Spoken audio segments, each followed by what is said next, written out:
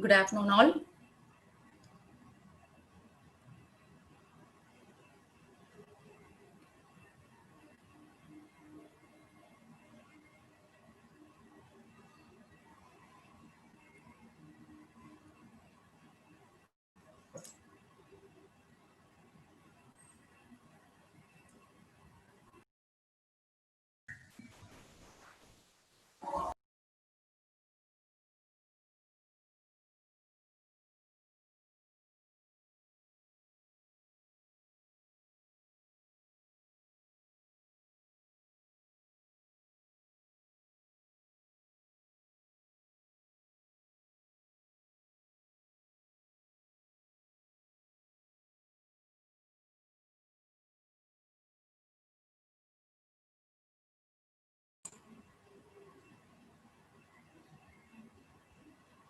Lata ma'am.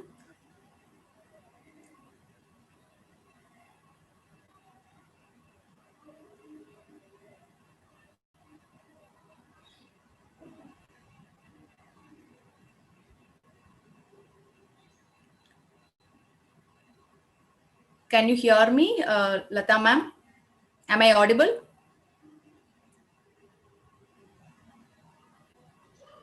Ma'am, I don't think so. Ma'am, Lata ma'am is joined. I don't see her name actually.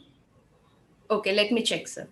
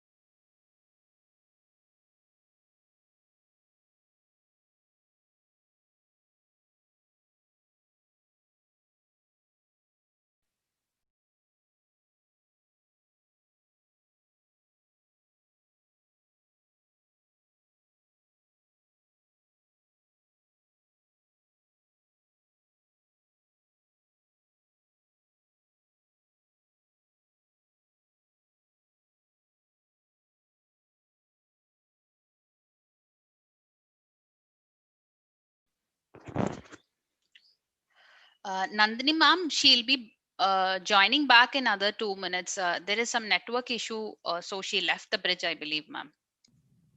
Okay, ma'am. Okay, ma'am. Let us wait. Yeah, sure, ma'am.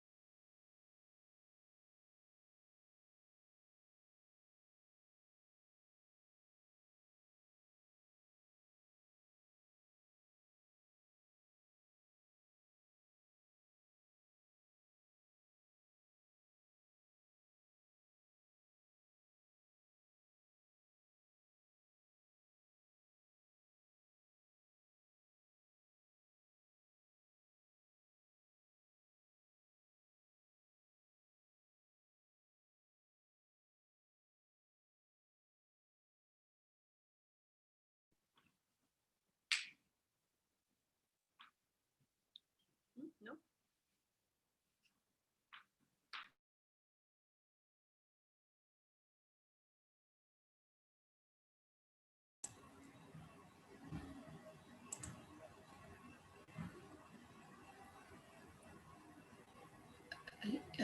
Kirti ma'am, Lata ma'am is back, I guess. Shall we start? Yes, ma'am. Ma'am, would you like Am to? I audible, ma'am? Yeah. Yeah. Shall I start, ma'am? Yes, ma'am. Yes, ma'am. Are we good to go, ma'am? Okay. Good evening, everyone, to this wonderful session.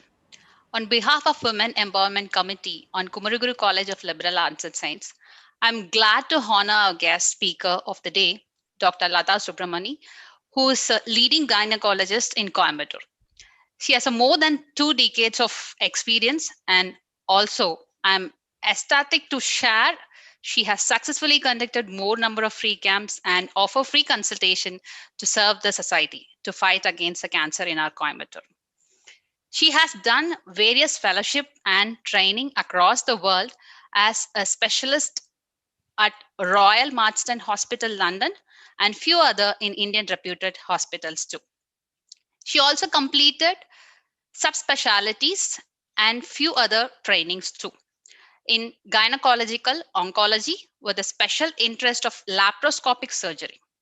She also makes her active contribution in the research by publishing in her domain during her service. Also, she is a peer reviewer of 3 reputed journals and of national and international at present. She also is serving as a trustee in Coimbatore Cancer Foundation, an executive council member in Asia Oceanic Research Organization. She is also a Bharatanatyam dancer and she plays Veena in many occasions. Her accomplishment goes on, which is with a short span of time, it's hard to share all, but we have a blissful speaker with us. I once again welcome you, ma'am, on our first session on Women Empowerment Committee on the pink side of life. I'm blessed to collaborate with you on this past few months to make this event happen. I'm sincerely pay my gratitude to our principal, Dr. Vijala ma'am, Vice Principal ma'am Shanti, and our head of Women Empowerment Committee, Dr. Nandini ma'am, who gave me this opportunity to nurture our children and also this larger audience with the treasured speech. Now I hand over the session to our guest, Dr. Lata Subramani, to enlighten us with this in this fantastic evening. Over to you, ma'am.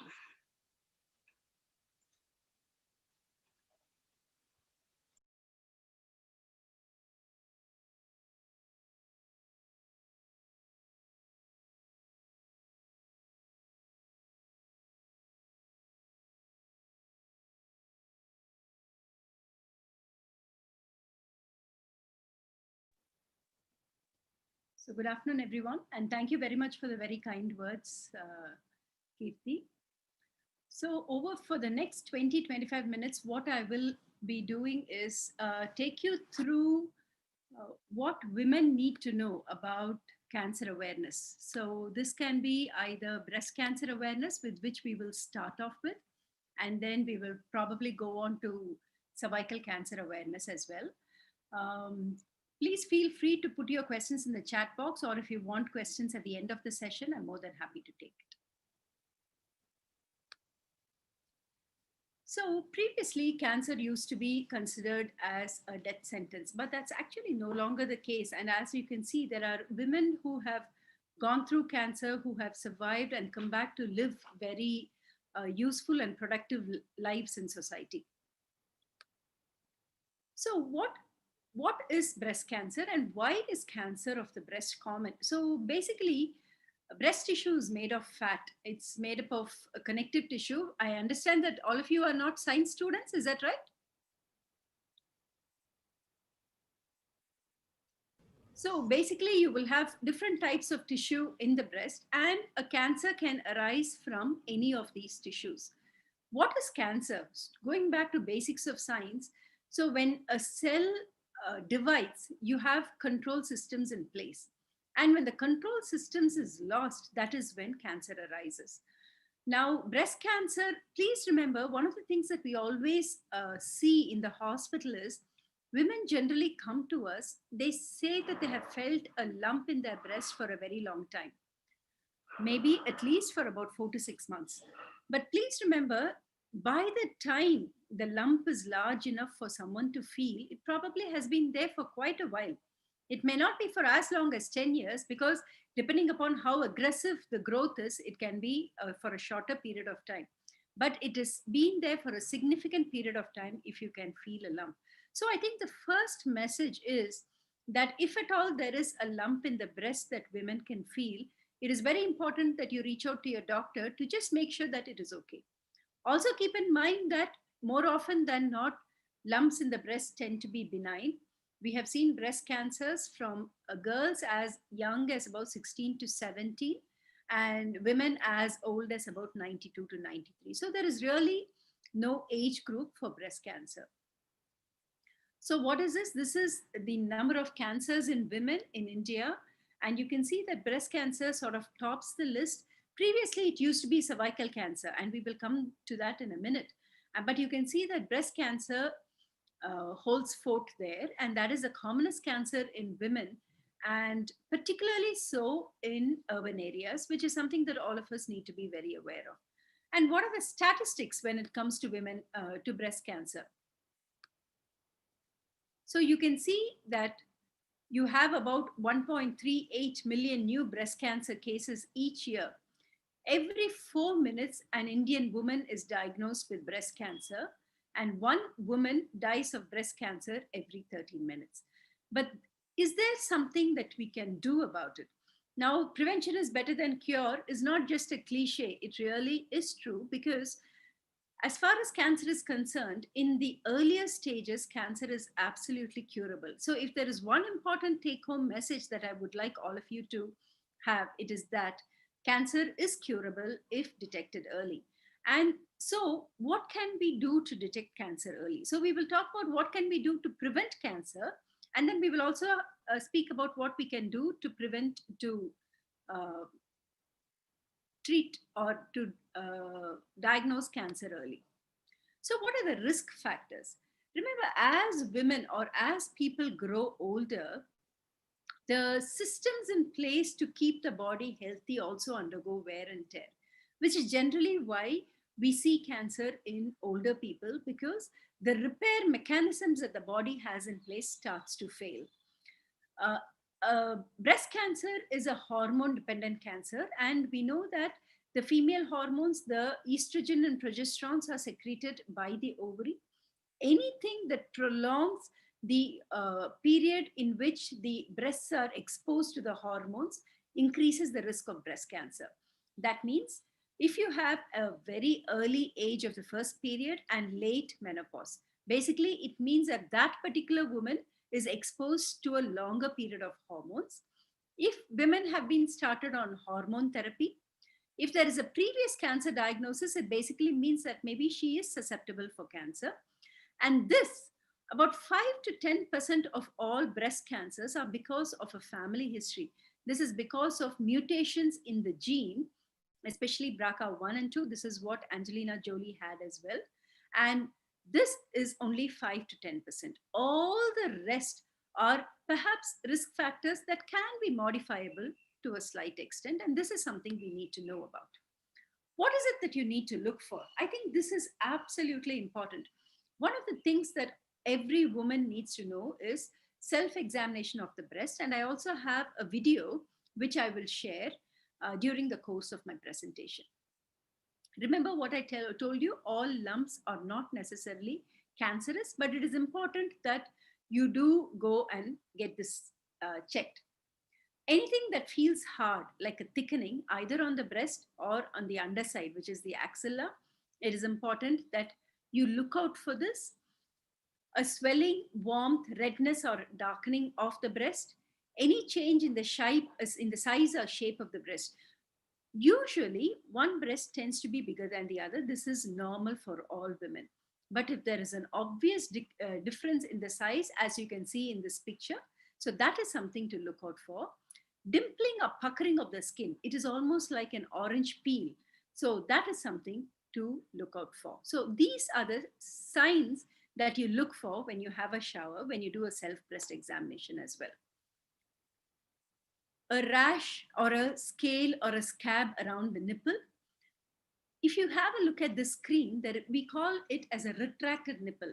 Now, some girls and women may have it right from birth, where the nipple is retracted inside. And if it is present right from birth, if it is a long-standing thing, it's not something to be worried about. But if at all it is of recent origin, then that needs to be looked into. Any nipple discharge that starts suddenly, and a pain in one spot that just does not go away. And remember, pain is very, very common, especially before your periods. Many women have that. It is not something to be worried about. Generally, it does tend to settle down after periods. So this is actually all the symptoms that you can get, and that is in one picture.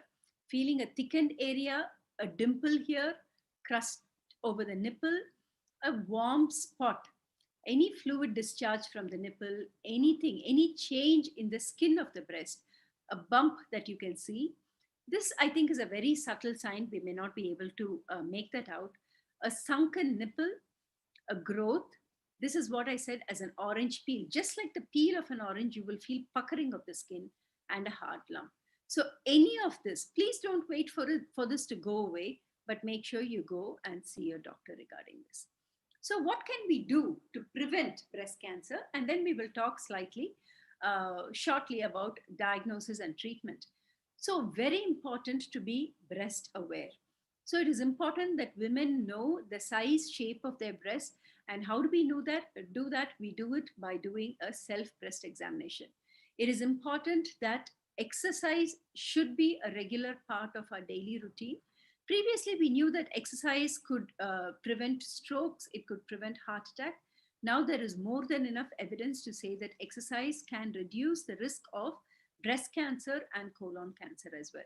So it can be just as little as 30 to 40 minutes of exercise a day. It can be a brisk walk, but it is not a stroll. I think that is very important. It is not just walking along and having a chat. It is a brisk walk such that you feel your heart beating fast and there is some amount of sweating as well. And yes, I will show you the breast self-examination.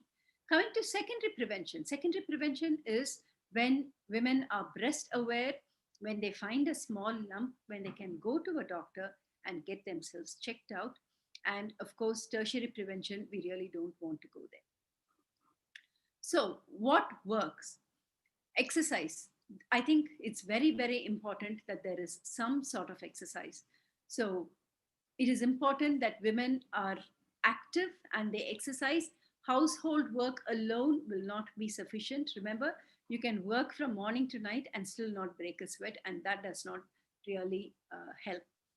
Stress, we know, is a factor. So anything, yoga, meditation, any gymming, and a healthy diet. So generally, when we say a healthy diet, we say 5 portions of fruits and vegetables in a day, and 1 portion is 1 handful. So 1 handful of grapes will be 1 portion, 1 apple, 1 banana, 1 orange, and obviously vegetables. Indian diet is actually very good in nutrition because we have carbs, we have proteins, we have veggies, and I think it's very important that we add fruits and vegetables into our daily diet. At the end of the day, if you say what helps prevent cancer, any cancer for that matter, it really comes down to common sense again. To prevent obesity, everyday exercise. Stress-free is not as easy as it sounds, but regular meditation perhaps, but regular exercise is absolutely mandatory, and a healthy diet. A regular checkup and self-breast examination. So when does one do a breast self-examination and what exactly is it? Remember that breasts tend to get lumpy just before periods. Women get pain just before periods. Both of this are perfectly normal. It's nothing to be anxious about. So generally when we say to do a self-breast exam, we say do it on the 7th day after a period. This is because the hormonal changes tend to settle down.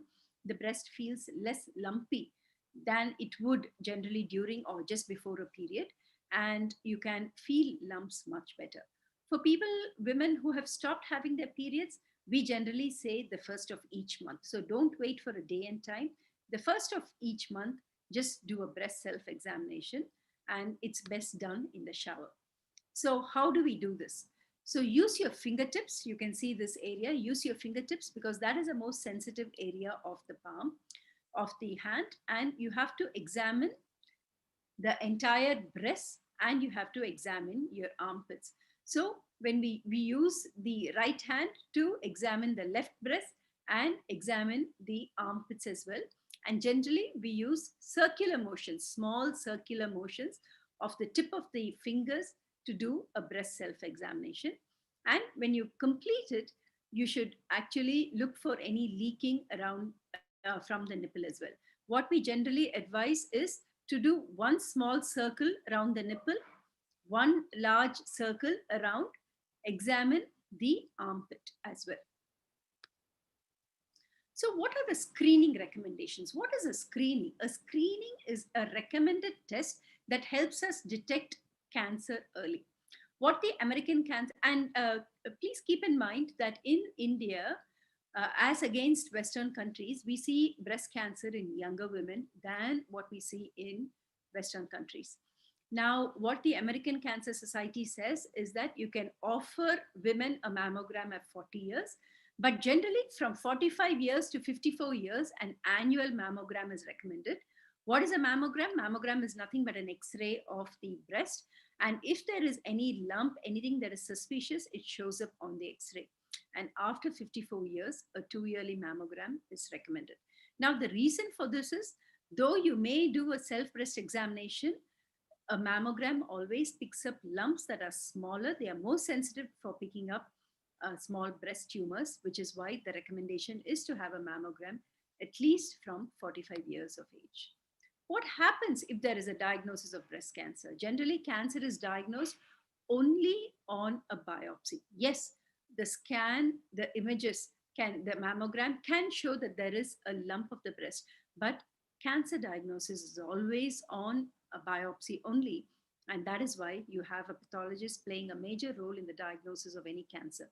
So you have a mammogram. If there should be a lump, a biopsy is done from the lump, and then the pathologist tells us whether it is cancer or not.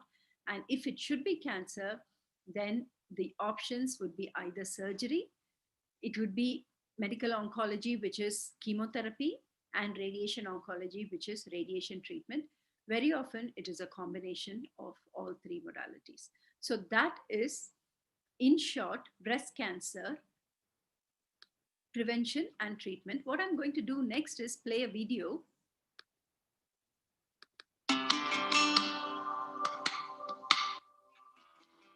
Video கல்வி நோக்கங்களுக்காக மட்டுமே உள்ளது. இது மருத்துவரின் ஆலோசனைக்கான மாற்று இல்லை. இன்று நாம் ஒருவர் தங்களது மார்பகங்களை தானே எவ்வாறு சுய பரிசோதனை செய்வது என்பதை பார்ப்போம். மார்பக சுய பரிசோதனை முதல் கட்டம், உங்கள் மார்பகங்களை நீங்களே பார்த்தல். உங்கள் மார்பகங்களை பரிசோதனை செய்யும் முன் இடுப்புக்கு மேல் உள்ள அனைத்து துணிகளையும் கழற்ற வேண்டும். உங்கள் கைகளை வெவ்வேறு நிலைகளில் வைப்பதின் மூலம் உங்கள் மார்பகத்தில் இருக்கும் மாற்றங்களை நன்றாக பார்க்க முடியும். உதாரணமாக, உங்கள் கைகளை தொடையில் வைத்து முன்னோக்கி சாயலாம்.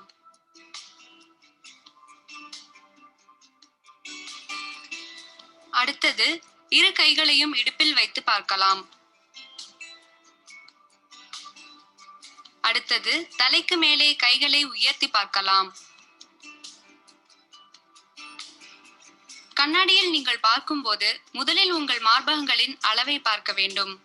ஏதாவது ஒரு பக்கம் பெரிதாக உள்ளதா, இரு மார்பகங்களும் ஒரே அளவாக உள்ளதா என்றும், ஒன்றை விட மற்றொன்று பெரிதாக உள்ளதா என்றும் பார்க்க வேண்டும். அடுத்தது, நீங்கள் தோலில் ஏதேனும் மாற்றங்கள் உள்ளனவா என்று பார்க்க வேண்டும். முதலில் நிற மாற்றங்கள் ஏதேனும் உள்ளதா என்று பார்க்க வேண்டும். உதாரணத்திற்கு, இந்த இடத்தில் தோல் சிவந்து உள்ளது தெரிகிறது. அடுத்தது, நீங்கள் தோல் மென்மையாக உள்ளதா இல்லையா என்று கவனிக்க வேண்டும்.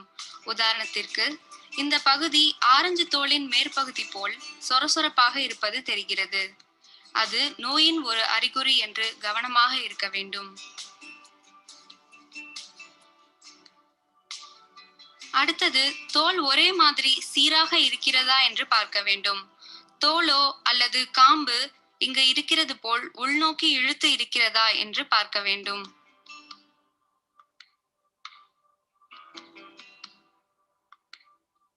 அடுத்தது, காம்பிலிருந்து கசிவு இருக்கிறதா என்று பார்க்க வேண்டும். கண்ணாடியில் பார்த்து சீல் அல்லது இரத்தம் போல திரவங்கள் காம்பிலிருந்து வெளியே வருகிறதா என்பதை நன்றாக கவனிக்க வேண்டும்.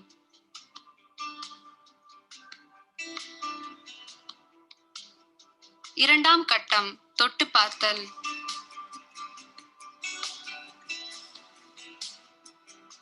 இப்போது வீட்டில் நீங்கள் எவ்வாறு உங்கள் மார்பகங்களை பரிசோதனை செய்ய வேண்டும் என்பதை விளக்குகிறேன்.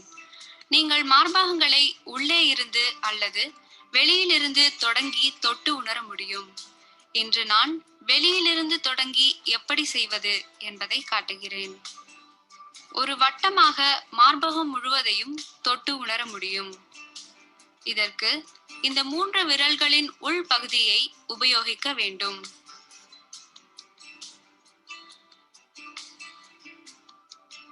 ஒரு வட்ட வடிவத்தில் முழு மார்பகத்தையும் பரிசோதிக்க வேண்டும்.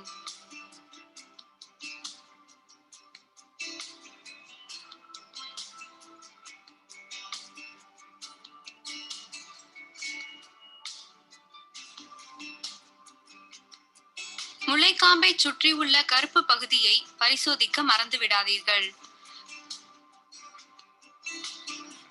காம்பு பகுதியில் உங்கள் கட்டை விரல் மற்றும் ஆள்காட்டி விரலை பயன்படுத்தி அழுத்தவும். ரத்தம் அல்லது சீழ் வெளியேறுகிறதா என்று பார்க்க வேண்டும். அடுத்து அக்குள் பகுதியை மறக்காமல் பரிசோதிக்க வேண்டும். உங்கள் வலது கையை பயன்படுத்தி இடது மார்பகத்தையும் இடது கையை பயன்படுத்தி வலது மார்பகத்தையும் பரிசோதனை செய்ய வேண்டும்.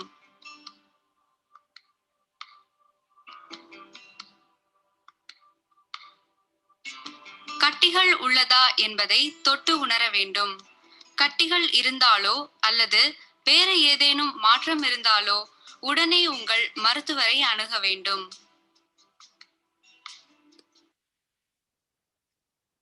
So that, I think, is a very short video, but it's a fairly straightforward video, and I hope this is something that will be of useful to you, something that will be of use to you. So I think what we can do perhaps is take questions at the end. So what I will do is I will go through the next important cancer that women have to be aware, which is cervical cancer. So, and we can take questions at the end of it. Now, at least breast cancer, women can feel a lump, they can feel changes, they can see changes. Now, and in spite of that, we see that women do not come to the doctor when they have any changes at all. We still see well-educated women coming at very late stages where the lump has actually burst open. And that is really sad because in early stages, as I said previously, cancer is curable. Now, if that is the situation for an organ that is felt and seen, I'm next going to talk about the cervix, which is actually the mouth of the uterus. And this is not something that can be seen at all. So unless women go for the recommended test, there is no way of finding out that there is a problem. So we actually conduct a lot of screening camps in the community. And one of the things that women always ask us when we go is, they always tell us our periods are regular. We have no problems at all. Why is it that you want us to come and have a test done? And I will try to explain why that is so in the next few slides. So what causes cervical cancer? 99.9% it is because of HPV infection. HPV is human papilloma virus infection. This is an infection that is transmitted by sexual intercourse. And at any time, 80% of women would have had the infection at any time. So it's really nothing to be worried about, because it's just like the common cold. With the common cold, with treatment, you know, the cold goes away in about 5 to 7 days. Without treatment, it still goes away in 5 to 7 days. So when a woman has a human papilloma virus infection, the immunity of the body generally works against the infection. It gets rid of the infection in about 6 months or so. So it's really nothing to be concerned about. Smoking, yes, I know there is a general trend of smoking in women as well, and that somehow increases the chances of women getting cervical cancer. Diet, we are not entirely certain whether that is a factor as yet. So there's always this thing which says that, you know, oh, everything happens to everyone else. We are perfectly fine. So that is it. Chennai has one of the highest incidence of cervical cancer in the country. So it is not that we are anyway exempt from cervical cancer. This happens to us, to our women as well. So what happens? So this is the cervix. That's a healthy cervix. This is stage 1, where you can see, in medical terms, we call it confined to the cervix, or it is only at the origin or at the organ of origin. When it tends to spread, as you can see in these pictures, it is only when it tends to spread, cure becomes difficult. And it is very sad for us to say that even in this day and age, with so much of information available and so much of social media that is available, women, irrespective of educational status, irrespective of socioeconomic status, do not have the awareness that that tests are available for early detection of cancer. So Zur Hausen was the scientist who identified that human papillomavirus was the cause for cervical cancer, and he was actually awarded the Nobel Prize for that. It looks very snazzy, actually, the human papillomavirus, if you look at it under an electron microscope. So, as I said, 70 to 80% of women will have HPV during their lifetime. It's really nothing to be worried about. So, what really happens? If you have 10 women who have the human papillomavirus, we see that in 8 women, the body's immunity tends to get rid of the virus. But in 2 out of the 10, for some reason, the body is not able to get rid of the virus. And we really don't know why. We still haven't found out why. So, in these 2 women, there is persistence of infection. And it is this persistence of infection of the human papillomavirus that gives rise to precancer, which is the CIN, and cancer. And that is basically how cancer develops. Now, this is a totally preventable disease. You will not believe me if I say from pre-cancer to cancer takes about 8 to 10 years. So can you think about the number of opportunities a woman has to go and get herself diagnosed and treated? This is not something that happens overnight. So it is very, very important that women are aware of cervical cancer. So what exactly are the tests that are available? I'm sure women have heard about pap smears. So this is what we call a spatula. It's a fairly straightforward test. Takes about 5 minutes in the outpatient department. The results take about 3 to 4 days to come back. So basically, we take a scrape of the cells around the cervix. We spread it onto a smear, and then it goes off to the lab to be looked under a microscope. The pathologist tells us, where can you see this looks very benign, whereas this looks quite angry. And that is how a pathologist differentiates between normal cells and cells with precancer in them. So what happens if a woman has abnormal pap test? We do something known as a colposcopy, which is basically examining the cervix under a microscope. And this is how it would look like if there were abnormal areas. Just as with breast cancer, we would take a biopsy. And based on the biopsy, you can either get a precancer or a cancer. If it is precancer, it's nothing much. There is just that area alone needs to be treated. If it is cancer, again, as with any cancer treatment, it can be either surgery, it can be radiation treatment, or it can be chemotherapy. Now we come to something very, very interesting. I do not know how many of you have heard of the human papillomavirus vaccine. Has anybody heard of the HPV vaccine? So this is one cancer that we know the cause to. We know it is caused by an infection, which is the human papillomavirus. So actually there are vaccines that are available to prevent HPV infection, thereby preventing cervical cancer. Now this vaccine is available only for cervical cancer, not for any other cancer, just for cervical cancer. And I think this is a vaccine that all women in all age groups have to be aware of. So previously that it used to be a very tough decision for parents to make. Is it something that we should offer our girls? Now, we have had the human papilloma virus for about human papilloma vaccines for about 7 to 8 years. Australia was the first country that started giving the HPV vaccine to all school-going children. They actually started off giving all the girls. The vaccines are generally given from 9 years to 15 years, 14 years of age, and 2 doses of vaccines are given.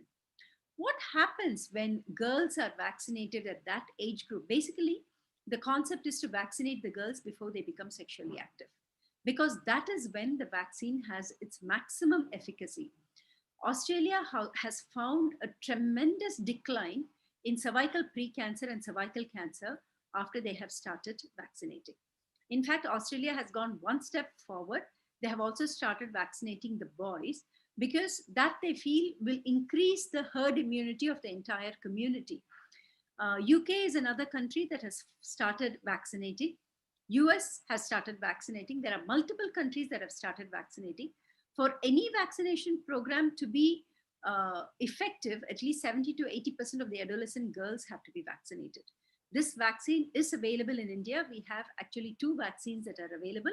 The doses from 9 to 14 years, 2 doses at 0 and 6 months. And vaccine can be given from 15 years to 26 years. And in that age group, we say 3 doses of vaccine is important. Now, after 26 years, can women get vaccinated? Can married women get vaccinated? This is a question we get very often asked. Now, when the efficacy of the vaccine in the unmarried less than 15 is almost about 97 to 98%, in about 26 years in married women, it falls down to as low as 40%. So for women over the age of 26 years, for married women, the ideal thing would be to screen, which is to pick up a test, which is either a pap smear or more recently, we have the HPV test. And I think that is the way we have to deal with it. So how is it that we can prevent cervical cancer? We have to advocate universal HPV vaccination, which is for all adolescent girls before they become sexually active. And it is found to be highly effective, cost effective. And it's perhaps one of the vaccines that has been studied so much that the World Health Organization on the 17th of November 2020, I don't know if you're aware, there was a lot of hoo-ha about this in the news as well. They called for a global elimination of cervical cancer. And they said for that, we have to make sure that at least 90% of all girl children are vaccinated by 2030. Now, this is not something that can be done by organizations. There has to be political will. Governments have to take it up. Punjab is one state that has started vaccinating all the girls on a regular basis. Sikkim is another state. Tamil Nadu has not even started thinking about this on a serious basis. We, along with Rotary, have started vaccinating girls in rural areas. And actually, remember, I was telling you about 2 vaccines that are available. Both are imported vaccines. The cost of 1 dose of vaccine is about 3,000 to 3,400 rupees. Now, universal vaccination at that cost is just not going to be possible, as both are imported vaccines. Now, there is a trial that is running on, which is looking at the indigenous vaccine. This is sponsored by the Serum Institute of India, which also manufactures the Covishield, the COVID vaccine, which I'm sure all of you are very keen to know about as well. And once we get an indigenous vaccine, then the cost of the vaccine will come down. And only if the cost of the vaccine comes down is universal HPV vaccination for all our girls is possible. Remember, in India, we lose 1 woman to cervical cancer every 8 minutes. And it is sad because this is a cancer that is completely preventable by vaccination and by screening. So GKNM Hospital is one of the 12 centers around the country where we run the trial for HPV vaccination. We will be closing the trial shortly, and hopefully by the end of the year, we will have the results of the trial. And hopefully, depending upon the COVID situation, we should be able to roll out the vaccination program for our girls. So what are the adverse effects? As with any vaccination, so injection site pain, some redness, some edema that is seen, and that can happen with any vaccination. What are the questions that we don't know? How long does the immunity last for? We know for sure that the immunity will last at least for 10 years. We know that for a fact. We don't know if a booster dose is needed, but as modeling studies have showed that, booster doses may not be required. It is just that single shot, either 2 doses or 3 doses, depending upon how old the girls are. So if you really come down to why women get cervical cancer, it's because we do not know enough about HPV vaccination. We do not vaccinate our girls. We do not know the importance of pap smears. Remember, you will never know that there is something wrong with the cervix. One of the things that we hear again and again is, if there was a problem, I would know it. Let me tell you for a fact, as an oncologist who sees this day in and day out, you will not know if there is a problem. Because if there is human papilloma virus infection, there is no symptom in the body that will help you realize that there is an infection. The only way of finding out either if there is a human papilloma virus infection, which is really not something we are worried about, if it persists and causes changes in the cells of the cervix, yes, that is something we need to know. So for the older women, we need pap smears, we need HPV tests. It is fairly simple and straightforward. It is something that absolutely needs to be done by every woman. So what are the things we need to do? We need to be aware. We need to be aware of what our breasts feel like. We need to be aware of information that is available. We need to make sure that we give HPV vaccination for all our young girls. We need to make sure that there is universal screening for all women. See, there is only so much that people can ask you to do. If there is women's empowerment, I think it is time for all of us to say, this is something we will do for our own health, for our own health, for our families. Previously, what used to happen is we used to lose women due to childbirth. So maternal mortality, that used to be very, very high in India. But what we are seeing with all the information and with all the safety practices that has been put inside, women sail through childbirth and then we lose women due to cervical cancer. So we save women from one thing and then we lose them to another. And I think it is high time women get educated about all that is available and then make sure that they put their health as a priority and take charge of their own health, which is why I was very happy when they said this was a women's empowerment cell from KCT. I said, well, this is something that needs to be addressed. So thank you very much for having me here. So universal screening and political will. And I really do hope that at least as far as breast cancer and cervical cancer is concerned, we really do not see women with late stage diseases. And I do sincerely believe it is with women to make sure that we stay healthy. We cannot offer any excuses at all. And no time is the worst excuse ever. I think if we think something is important enough, we will make time for it. And I think we have to put ourselves on the top of the list. We have to put our health on top of the list. So thank you very, very much.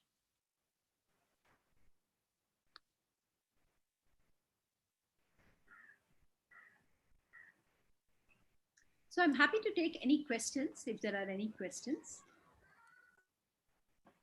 So good evening, Lata ma'am. Thank you. That was really informative listening to this topic on breast cancer awareness.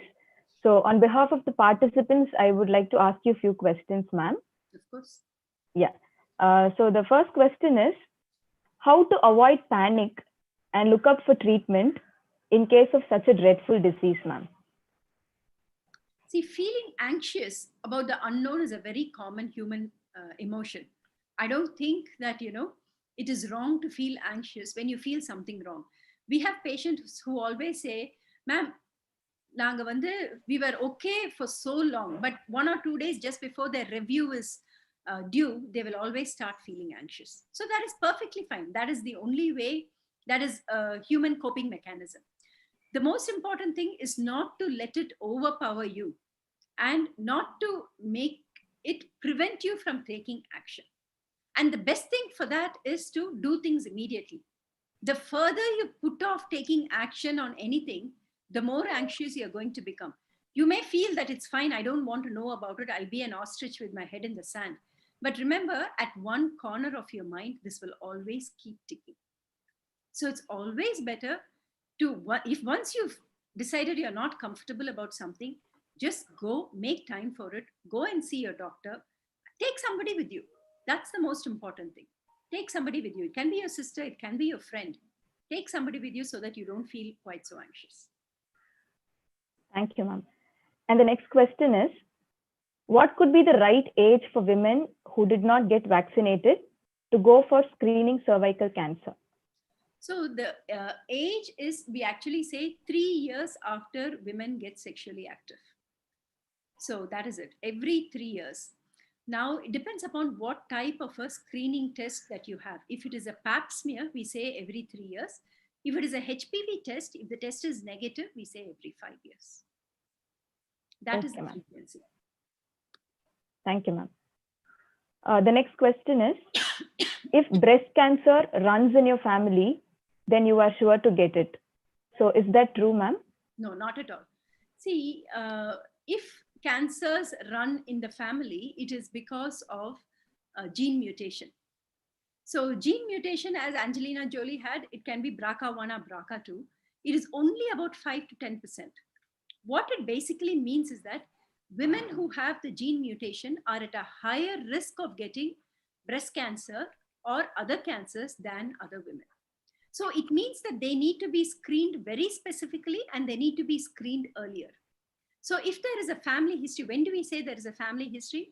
When two close relatives, first circle of relatives, it can be mother, it can be sister, it can be aunt, first circle of relatives, when two or more people have cancers, either breast cancer or ovarian cancer, then they have to be tested for the gene to make sure that they don't have a genetic mutation.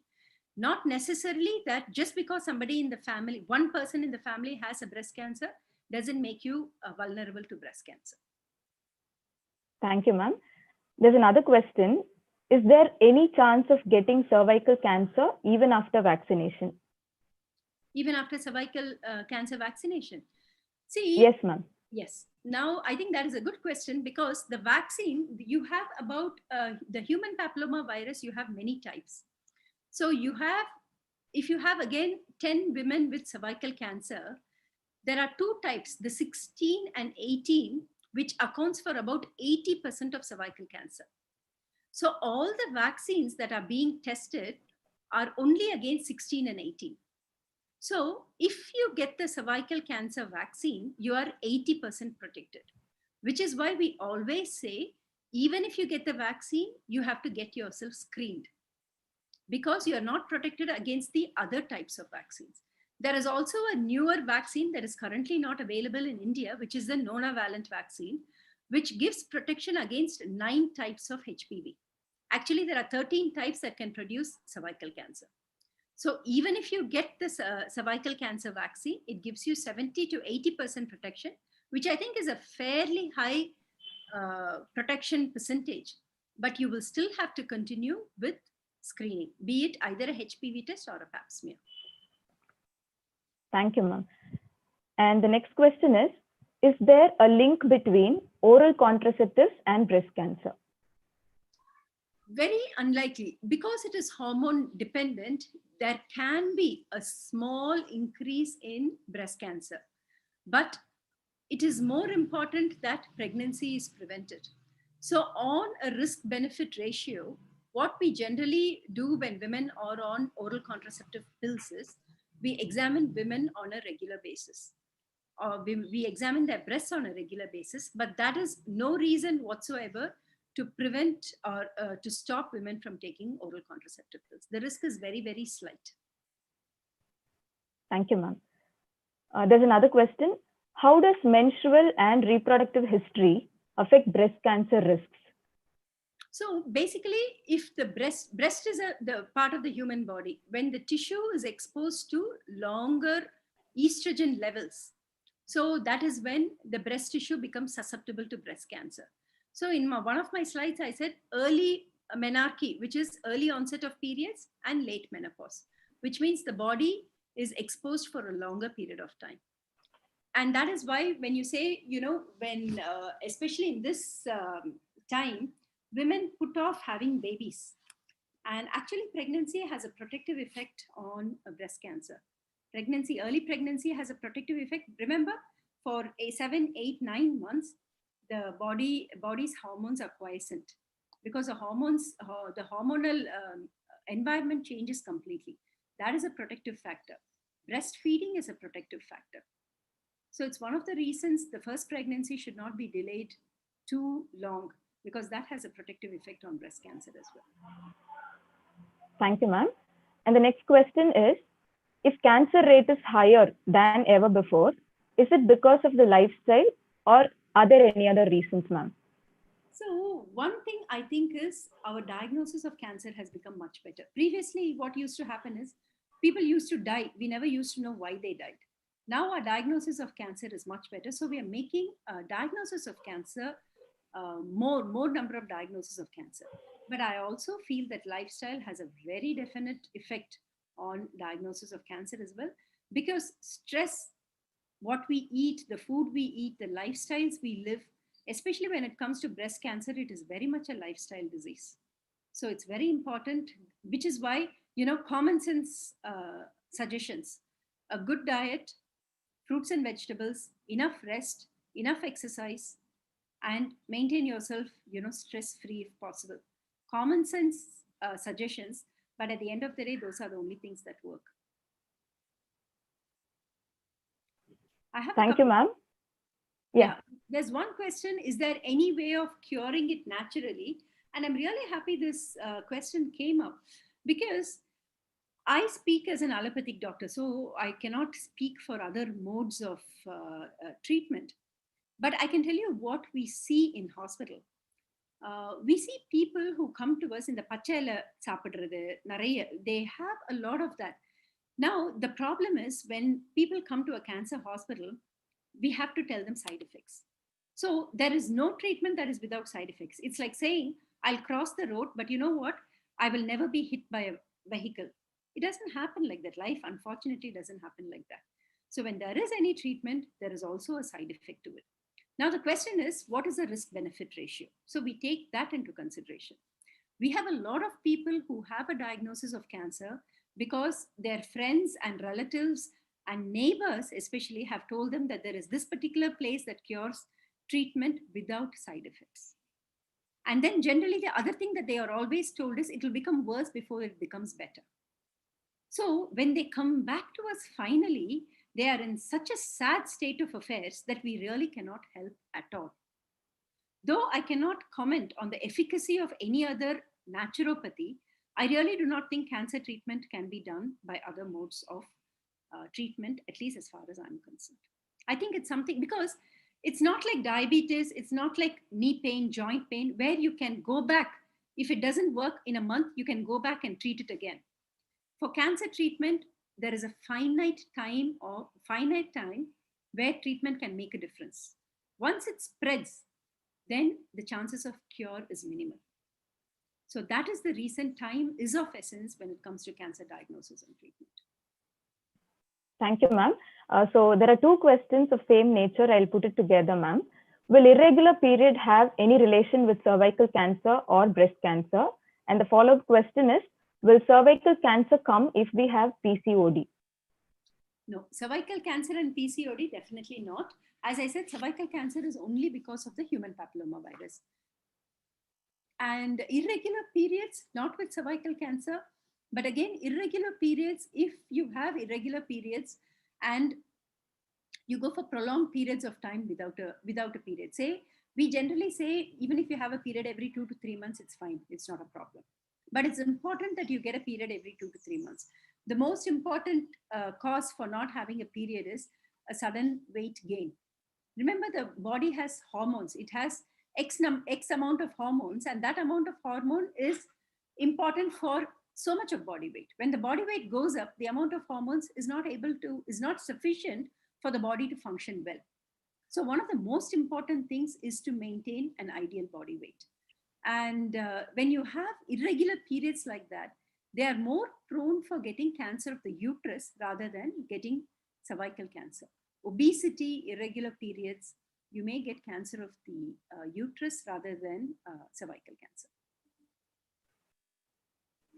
Thank you, ma'am. So how long would be the treatment for breast cancer? How long does it take, and is it 100% curable? So any cancer for that matter is curable if treated early, if diagnosed early. Now, as far as treatment is concerned, there are a lot of permutations and combinations. It depends upon what stage the disease is. It depends upon what type, because there are so many breast cancer is it's like an umbrella. So when it comes to specifics, there are a lot of pathological subtypes. On biopsy, the pathologist will give us subtypes. Then we do a scan to find out where else it is present. So treatment will depend upon all of this. Generally, it may take anywhere from 3 to 4 months for treatment to be complete, and perhaps even longer, depending upon whether it is only surgery, depending upon whether it is surgery and chemo, or whether it is all three modalities. It's something Thank you, that ma'am. has to be personalized as per the particular diagnosis and stage. Yes, ma'am. So the next question is there any side effect for breast cancer treatment? And if there are any side effects, how to overcome those treatment related issues, ma'am? So as I said, any treatment has its own side effects. So for surgery, you may have bleeding, you may have infection. For chemotherapy, you will definitely have hair loss, especially the chemotherapy that is for breast cancer. Women sometimes have tingling and numbness. They lose sensation of their fingers and toes, lack of appetite, vomiting, everything. And if you have radiation, you will have soreness and blackening of the skin around. So as I said, no treatment is without side effects. It comes down to what is it that you want. So if it is cure that you're looking for, or a chance of cure that you're looking for, then the person has to decide whether they are willing to undergo the treatment or not. Yes, ma'am. So the next question is, carcinoma is most common after menopause only. So is administration of estrogen helpful after menopause? So again, this is basically, we're talking about hormone replacement therapy. This is because when women undergo or go through the menopause, the ovaries stop functioning. That is when we say women have undergone the menopause, because they don't have their periods, their ovaries stop functioning. So the hormones have a protective effect on the heart. It has a protective effect on the bones as well. And some people get very moody once they go through their menopause as well. And it is to prevent all this, we may give a slight amount of hormones. Yes, there is a small increase in breast cancer and clots in the legs when hormone treatment is given. So that is something to be on the lookout for. Yes, ma'am. The next question is, when is a mammogram suggested? Is there an age criteria? So for women who do not have a family history, we definitely say mammograms can be done, can be offered at 40 years. But from 45 years, I think it is best an annual mammogram is done till the age of 54. After 54, it is 2 years. But if there is a family history, then we will start screening early, at least 5 years before. If a mother has had breast cancer and a sister has had breast cancer at say 40 years, then the person who's come for screening, we will start screening them at 35 years, at least 5 years before the age that the mother has had the cancer. Yes, ma'am. The next question is, how are urban women more prone to this disease? Long hours of work, not unhealthy diet, and then no time for exercise, a lot of stress, all of that. Isn't it true? Wouldn't you agree? And then most importantly, what shall I say, putting off family and pregnancy because you want to put your career first.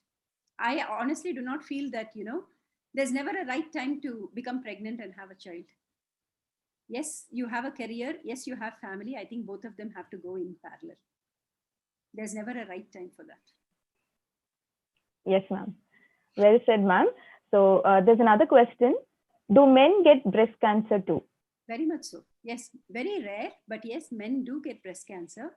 If men get breast cancer, it's generally because of a genetic mutation, and we will check them out for genetic mutations as well. Generally, men with breast cancer tend to do worse than women with breast cancer as well. Yes, ma'am.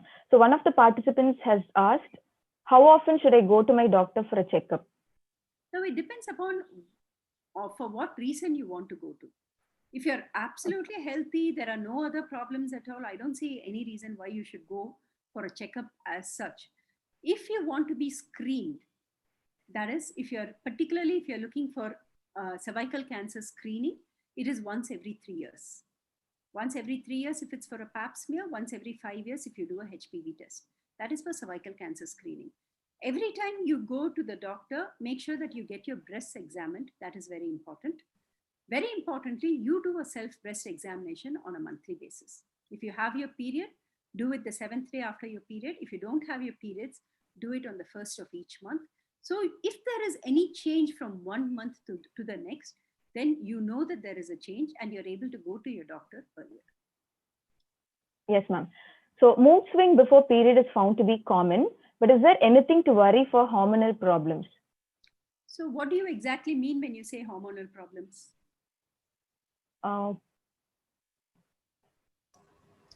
Ma'am, maybe the imbalance in hormonal or So something like that. Estrogen. When they say PCOS, sometimes there is a hormonal imbalance, but see what happens premenstrually before periods. Generally, some women tend to get irritable, and that is basically because of the change of hormones in the body. So it's just something to be aware of. Perhaps, yoga, meditation, and exercise will help with all of that. It is only a very small percentage who have very severe mood swings, and it is for those that we need medication. But generally, I think the smaller aspects of it will be covered. We don't need medication for very slight mood swings. That I think we have to accept as a natural phenomenon of our body cycle. Yes, ma'am. So we have one last question, ma'am. What treatment options are typically available for this? For breast cancer? Yes, ma'am. For breast cancer. Yes, yes, ma'am. So, see, not all cancers, not all breast cancers are offered surgery upfront. So, as with anything, depending upon the stage, there are some women we operate first and then we give them chemotherapy. If the disease has spread to the lymph nodes into the axilla, then we tend to give them chemotherapy first, reduce the size of the cancer, and then we operate on them. So depending upon how they present with what is the stage of the disease, when we say stage, we basically mean, is the tumor only in the breast or has it spread elsewhere? So that is the stage of the disease. So treatment will differ as to what the stage of the disease is and as to what the pathology. When I say the pathology, I mean the results on the biopsy, because we know some tumors are more aggressive than others. Thank you, ma'am. So that's all for the questions. And that was a clear explanation given by you for all the questions, ma'am. You have educated us on this topic also. So thank you very much, ma'am. Thank you. Thank you. So I hand over the session to Dr. Nandini Devi, ma'am, to propose a vote of thanks. Over to you, ma'am. Yeah, thank you, Karuna. A warm good evening to everyone who are present here. On behalf of Women Empowerment Committee of Kumaraguru College of Liberal Arts and Science, I would like to propose thanking note for today's event. First, I would like to say a big thank you to the expert speaker for today's session, Dr. Lata Balasubramani from GKNM Hospital, for spending her valuable time for the noble cause of creating awareness on the breast cancer and the cervical cancer. Madam, thank you so much for joining us this evening and clarifying all the doubts raised by many girl students and women from different disciplines. This session helped us in understanding how we as women should understand the importance of detecting the symptoms of breast cancer and cervical cancer early, which will help in curing it 100%. Next, I thank our management and our principal, Madam Dr. Vijla Kennedy, for always motivating and supporting us to do such programs.